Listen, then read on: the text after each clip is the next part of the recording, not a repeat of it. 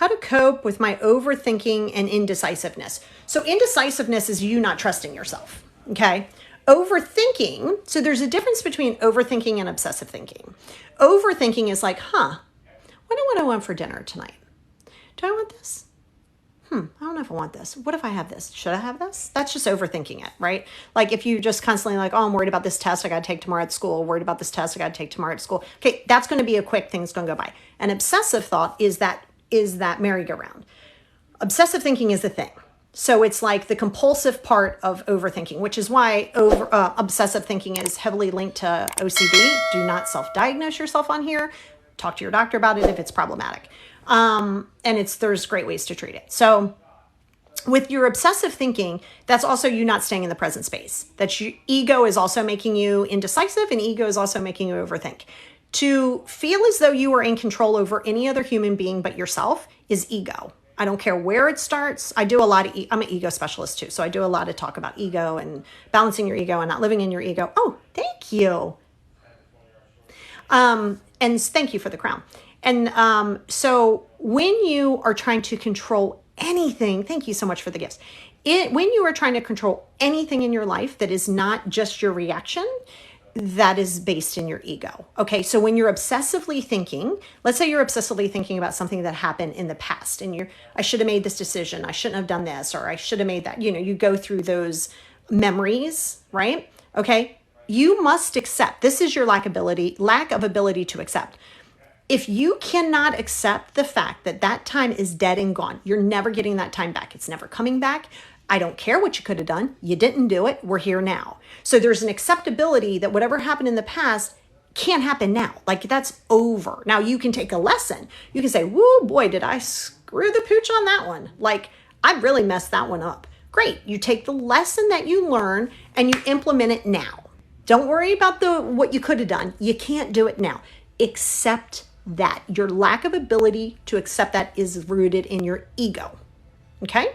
Now, the other way, you start obsessive thinking about, oh my God, well, what if this happens? What if this happens? What if this happens? What if this happens? Blah, blah, blah, blah, blah, blah. None of that is happening right now. You're not even guaranteed to live 5 minutes from now. You don't have to like that, but that's facts. You're not guaranteed to live 5 minutes from now. Literally. So 95% of all this stuff that you stress about and worry about, you're wasting your energy on. Sure, you got to focus on the future and things like that. Cool. But, oh, what is that? Helen, thank you. And yes, and so that's going to be the important factor, right? Is to understand that anything that you're worried about in the future isn't happening right now, and it's not in your control.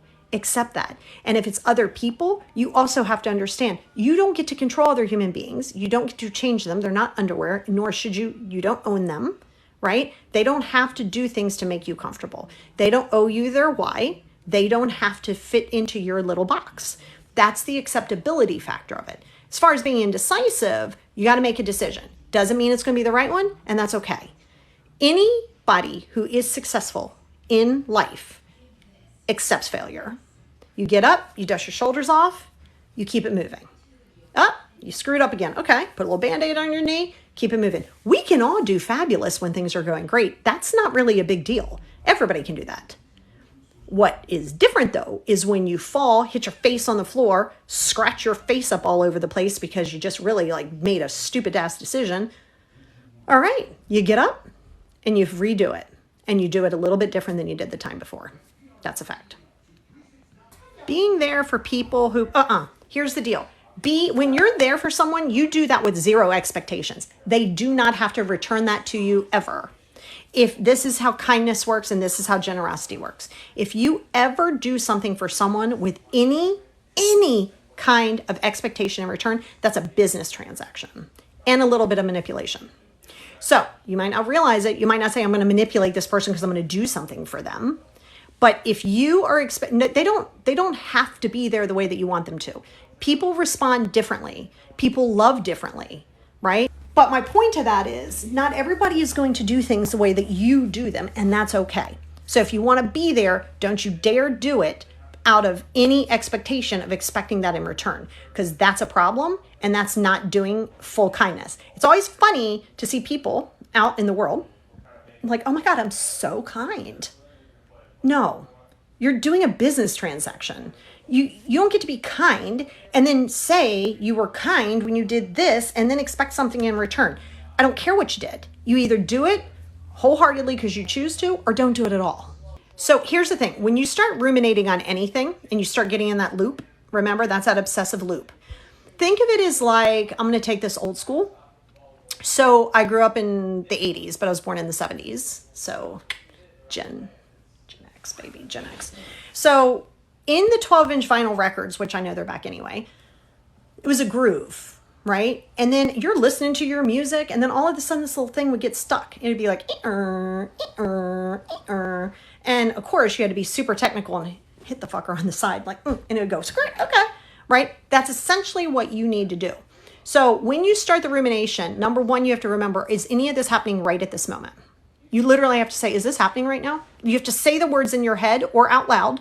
I prefer out loud, but if you're somewhere in like business or something, in your head, is this happening right now? I can't do anything about it. I can't do anything about it. I'm going to accept that. So you're essentially just kind of hitting the table, okay? Don't fight the thought. Feel the thought. See the thought. Another good thing to do with fears and worries, and I'm doing a meditation, 15-minute meditation on my YouTube, because you know that's exclusive there. It's free, but it's exclusive over there. I don't put it in any other place. And I'm going to do like a 15-minute meditation to kind of help you with this. But one of the things is to look at whatever it is that you're ruminating, fearing, having anxiety about, and see yourself writing it like on a, let's see, today we'll do a creek. Like you're in a little creek and you got little rocks down there, and you're going to write it on, it's like fall time. In my brain, it's fall time. So you get like a leaf or something, and you're going to write whatever the fear or worry is. You're not going to get rid of it. You're just going to put it in the creek, and then watch the little leaf go. That helps your thoughts, right? That helps you stay present. Just one of the many tools I have of releasing your thoughts and not worrying about them. Thoughts aren't facts. I don't give a damn who you are. I don't give a damn how much you're thinking and how disgusting the thoughts are. They're not facts. Thoughts are not facts. They've never been facts. They will never be facts. Your feelings, never facts. Never been facts, never going to be facts. Feelings are perceptions to the person who's having them. So you and I could have the same exact experience and have two totally different feelings on them. You and I could look at the same exact painting at the same exact time. And I may see it as a masterpiece, and you may see it as like, what the hell is that? Who the hell would pay that kind of money for it? So thoughts and feelings aren't facts. So you want to be careful of that, because you can't project your feeling on what somebody else should feel because you feel that way. That's not a fact. Facts don't carry emotion. Fact, this is a bottle. Carries no emotion to it. It's just a bottle. You don't have to like it. You don't have to love it. It's just a bottle. It's not going to change. Thoughts and feelings change.